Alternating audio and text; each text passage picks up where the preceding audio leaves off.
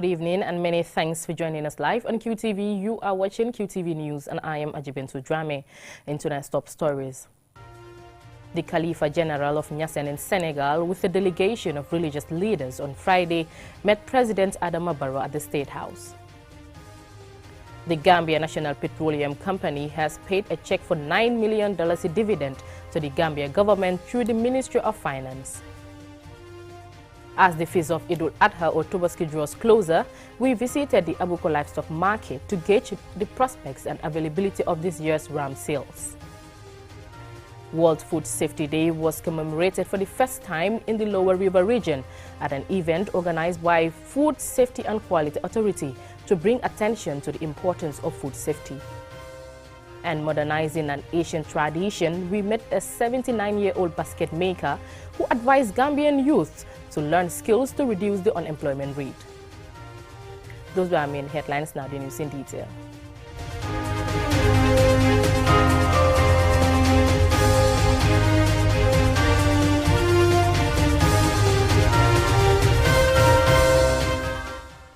Now, the Khalifa General of Niassène in Senegal, together with a delegation of religious leaders, met President Adama Barrow on Friday at the State House. The Islamic leader hailed President Barrow's efforts for peaceful relations between the Gambia and Senegal and across Africa. Here is an excerpt.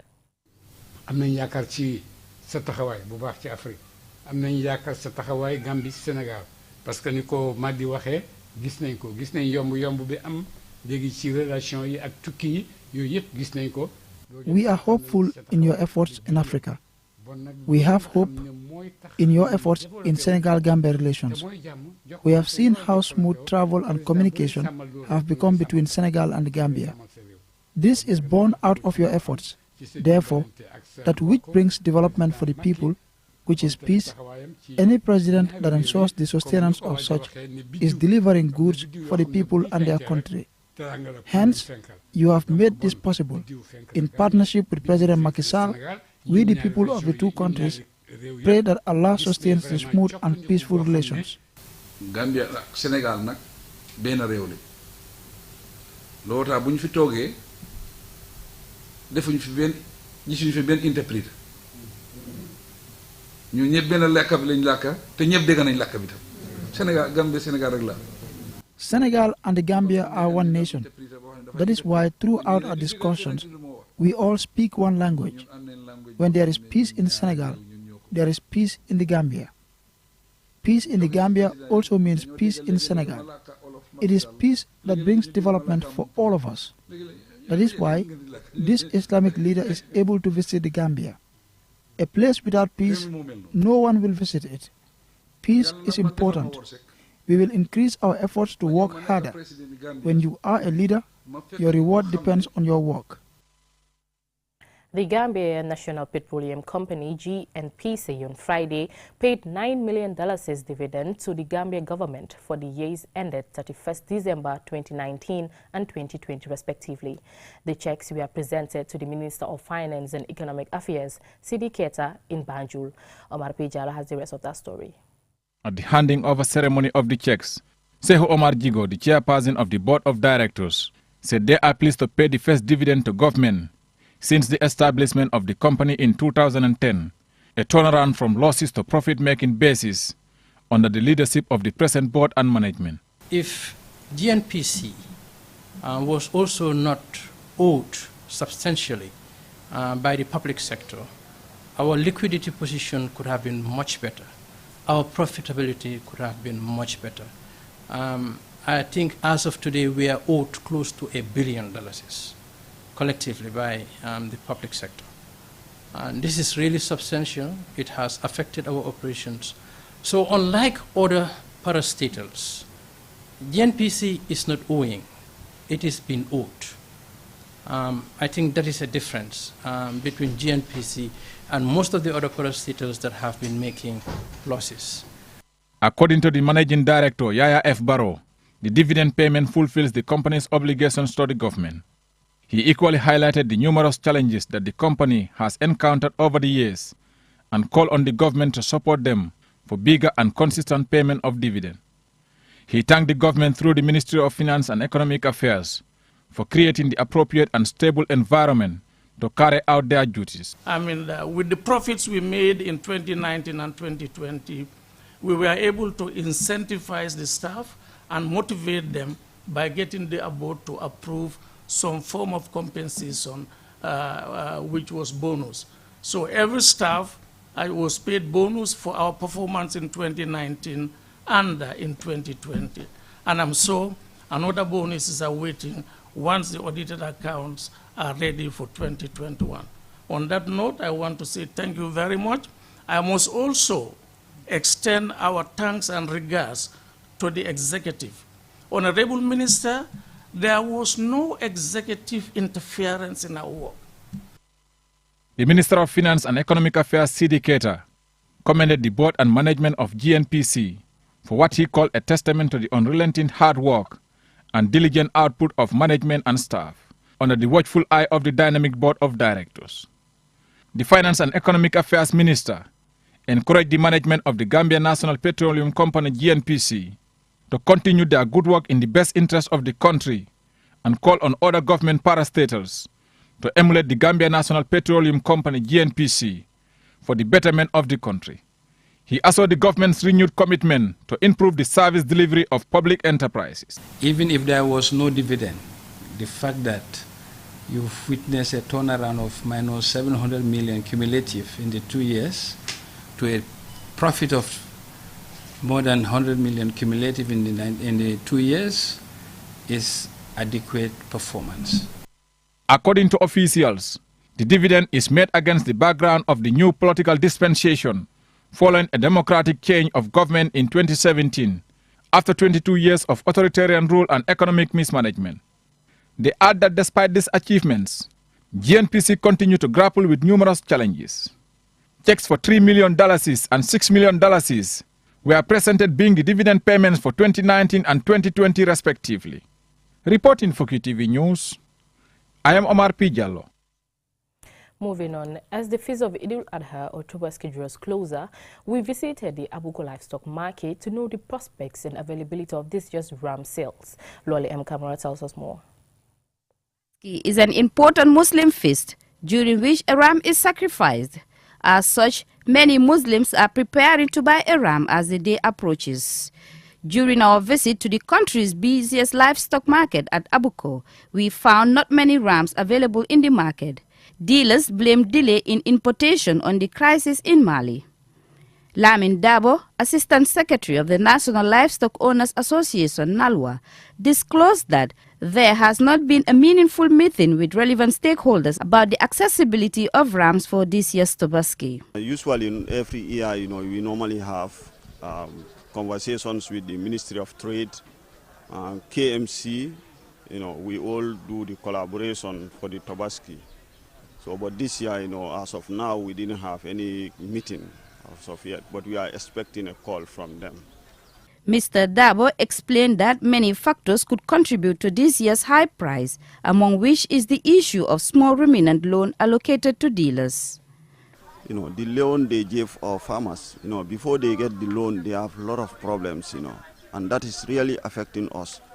The small ruminant project, is $27 million, but $3 million was issued to the farmers for the loan. But most of them, when they go, they complain of, the collateral. A farmer who cannot even afford to have 3 or 4 rams, you asking the person, to give her the collateral of a compound. Abdullah Jallo, a livestock dealer, said he has been in the business for over 12 years and has benefited from the small ruminant loan. He explains how he has managed his business. This year, bariwut.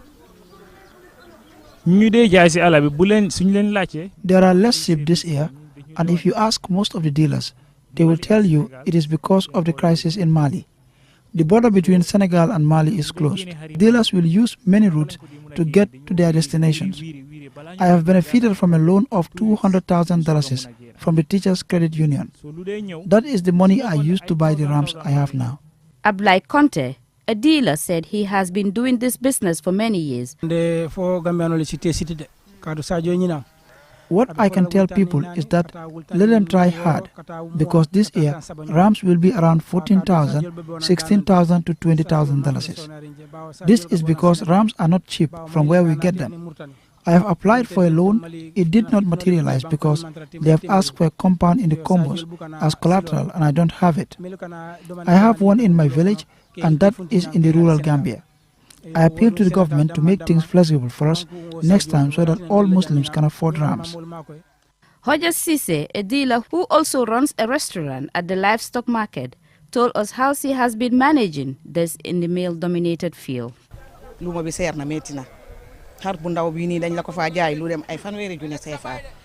go to the Lumo to buy rams and I know what is out there. It's hard. A small sheep can be bought at 30,000 sefa or more. Sefa is expensive, plus transportation. The government should really help women in this business. Now is the best time to have that support because we only sell during occasions like Tobaski. Lamin Dabo, Assistant Secretary at the National Livestock Owners Association, states that rams will be available, but the price will be very different from last year. He encourages young people to venture into small ruminant production, as that can ease the burden of the high prices on rams. Nonetheless, Muslims are assured that rams for the Tobaski will be available. What is uncertain is whether most Muslims will be able to afford them. For QTV News, Lolly M. Kamara. And from that story, we will go for a commercial break. Still to come, we have more stories, to stay tuned.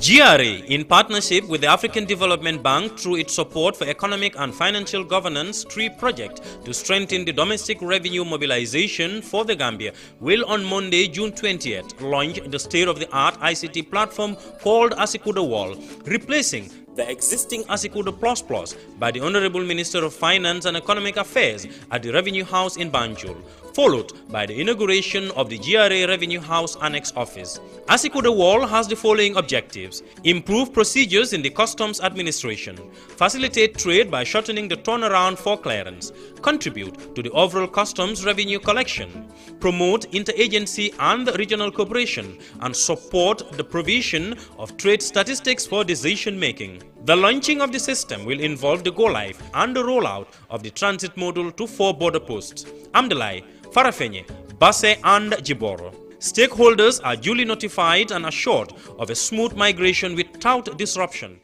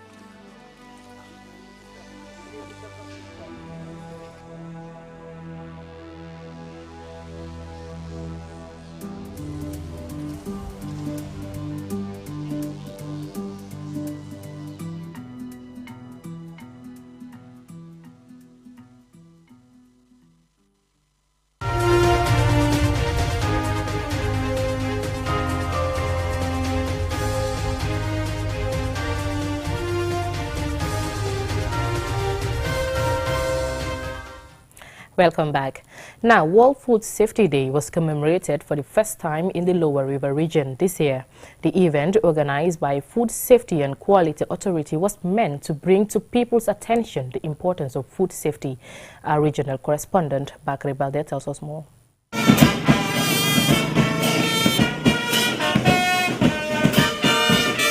The 7th of June is World Food Safety Day, designated by the UN General Assembly, the FAO, and the WHO in 2019. Held in Mansakonko on Tuesday, the program brought together stakeholders in the food safety industry and government officials. Keba Dabo, the Deputy Governor of Lower River Region, emphasized government's commitment to food safety and called for public compliance with food safety laws. We have collective responsibilities to ensure safe, healthy, and nutritious food for all. The government, through the Office of the Vice President, continue to support food safety to attain its objectives. We are glad to celebrate this important event regionally for the first time to mark the importance of the day. Stakeholders, agriculture, food producers, food business community must adopt good food practices to make sure food is safe. Bakande Fofana, the principal food inspector, compliments the governor's office for pioneering the food safety decentralization system and further outlines the significance of the day. Right. Today marks the 4th World Food Safety Day celebration with a new theme, Safer Food, Better Health, emphasizing that food safety must come first to create a lasting change in attitude and inspiring the action to manage foodborne diseases to safeguard the health of the general population. Halimatu Balde, a senior risk communication officer, says protecting public health by sensitizing people on the consequences of foodborne diseases should be everyone's concern. At any minute, you must see one way or the other a gross violation of food safety in this country. But it takes you as an individual to ensure that these violations are caught and then gotten rid of. And that is, we know that we have our markets, and in the markets we know a lot of malpractices are taking place. It is our sole responsibility to ensure that these malpractices stop now. And how do we stop this? We have to spread the information. We don't have to keep quiet. Cherno Asan Jallo, the regional food inspector in LRR, had this to say. The challenges are too much, but I think it can be averted if we collaborate as stakeholders because food safety is everyone's business. And it is why in 2018 and 2019, the team Food Safety, Everyone's Business was celebrated. And this was due to the fact that we want to do a joint collaboration to make sure that food safety is not only ours. It's not only for the food safety, but it's everyone's business. The commemoration came at a time unverified claims were made in social media about fish smokers using the insecticide sniper on fish for preservation. To reassure the public, and despite the claims being refuted by fish smokers, the Food Safety and Quality Agency has announced the setting up of a task force to investigate the allegations. Due to its misuse, the National Environment Agency banned the use or sale of sniper last week. Reporting for QTV News, I am Bakar Balde. Pa Ibu Kebe, a 79-year-old basket maker with decades of experience, has advised youths to venture into skilled work to help boost the economy and reduce the unemployment rate in the country. He was speaking to our reporter, Omar P. Jallo, at his workshop, and this is the report. Weaving baskets can take several days depending on the size and complexity of the design. Basketry is a skill that has been practiced in Africa for centuries. Today, Africa's basket weavers are redefining the art form, employing indigenous methods to create modern functional home decor products. These beautiful and functional baskets are hand-woven by Pa Ibu Kebe, a traditional basket weaver residing in Ibo Town. The baskets are woven from river grass and can be used for different purposes. Basket weaving has become a very important source of income and livelihood for Mr. Kebe. He explained that basket making has existed for centuries, but the craft has not been given the full attention like other businesses. Liggéey bi dañu ci koom di try rek waaye yàgg nañ koo def nag wax dëgg yàlla ca 70 daal laa ko commencé woon waaye nag xam nga ku demul school du mën a xam selli. I have been in the basket making craft for decades. However, many people think basket making doesn't have any advantage. Proceeds from the sale of these baskets help me provide food, healthcare, and even pay my children's school fees and more. We need support so we could provide more job opportunities for the youths and create awareness regarding the use of baskets across the country. According to him, youths of this generation think that the only job that offers decent salary is an office job. Mr. Keve believes that one of the reasons why most youths still cannot get a job is that they are selective when it comes to choosing jobs. lii nag ñun suñ jëmi bopp ñu ngi cee faraatu wax dëgg yàlla dañ ci ràbb pañe yére pañe yii pañe séet am na bu ne ci kanam fële sax bu ndaw bu am kubéer boobu sama mbokki chrétien yi dañ koy jënd bu baax a baax a baax a baax. We thank God we are making a few sales and getting a few requests from customers. I sell different types at different prices, depending on the size and designs of the baskets. The prices are a bit high now because the work is hard, and I buy the raw materials because I can no longer get them by myself. We also pay the forestry department for our license. The Gambia has so many potential youths that are very creative, and I believe if they take skills seriously, especially basket making, the unemployment rate will reduce drastically. But people use baskets for various things, including using different designs, especially during wedding ceremonies, traditional marriages, and some even buy and present them as gifts. Reporting for QTV News, I am Omar P. Jallo. Quite inspiring there. Now, Mind Your Language Association, in collaboration with stakeholders in the educational sector over the weekend, organized a spelling bee competition and talent show for basic cycle schools in the Kantora districts in the URR. Alhaji A.F. Jallo reports. With support from the International Organization for Migration, IOM, the event seeks to bring together all schools in the Kantora district to create a platform for young people, especially students, to nurture and display their talents in public speaking, language proficiency, and drama, among other talents. This is the 5th anniversary of Mind Your Language Association. 4 basic cycles, Garawal, Suduwal, Koina, and Fototo battle it out in a keenly contested event. Paanjai, the head of the IOM office in URR, used the occasion to raise awareness among the gathering about irregular migration and its flaws. It says irregular migration is the movement that takes place outside the laws, regulation, international agreement governing entry into or exit from the state of origin, transit, and destination. So if somebody violates all these regulations, all these laws of leaving the Gambia, because if you are leaving the Gambia, you pass through an official border entry point. They will take your details. They will see whether you have the correct documents to enter. I think last week, we have gotten information from Nyamanar Immigration Department. Thank you so much for the security there. They intercepted 7 URR youths who were on the bad way. Sidi Eskinjai, the Deputy Speaker of the National Assembly, who was the guest of honor, spoke about the importance of unity in nation building. The President of the Republic of the Gambia, His Excellency President Adama Barrow, and in his swearing-in message emphasized the need for tolerance and unity among Gambians.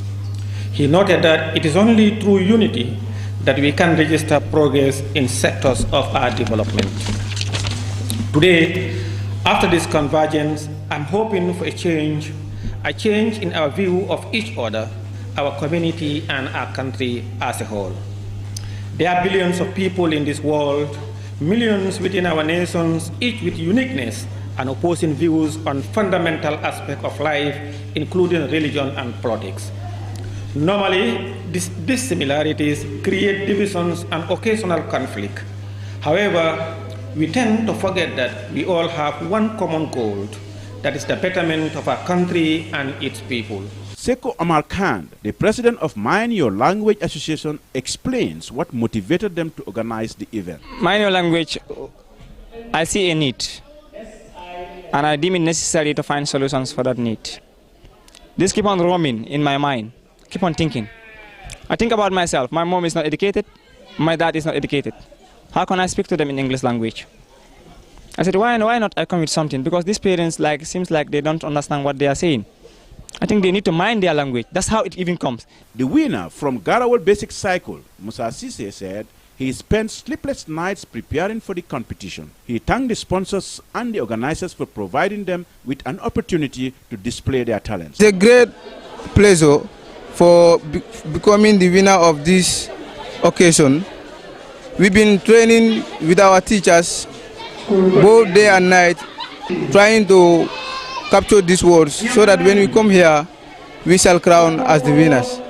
The runner-up prize went to a pupil from Suduwal, followed by another pupil from Garawal in the third place. Before we end, here's a recap of our main headlines.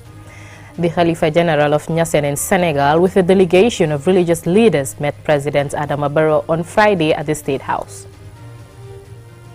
The Gambia National Petroleum Company has paid a check for $9 million dividend to the Gambia government through the Ministry of Finance for the years ended 2019 and 2020. As the feast of Idul Adha or Tubaski draws closer, we visited the Abuko livestock market to gauge the prospects and availability of this year's ram sales. World Food Safety Day was commemorated for the first time in the Lower River region, organized by Food Safety and Quality Authority to bring to people's attention on the importance of food safety. Modernizing an Asian tradition, we met Pa Ibukebe, a 79-year-old basket maker who advised Gambian youth to learn skills to reduce the unemployment rate in the country. That's it from me in tonight's edition. Thank you for watching.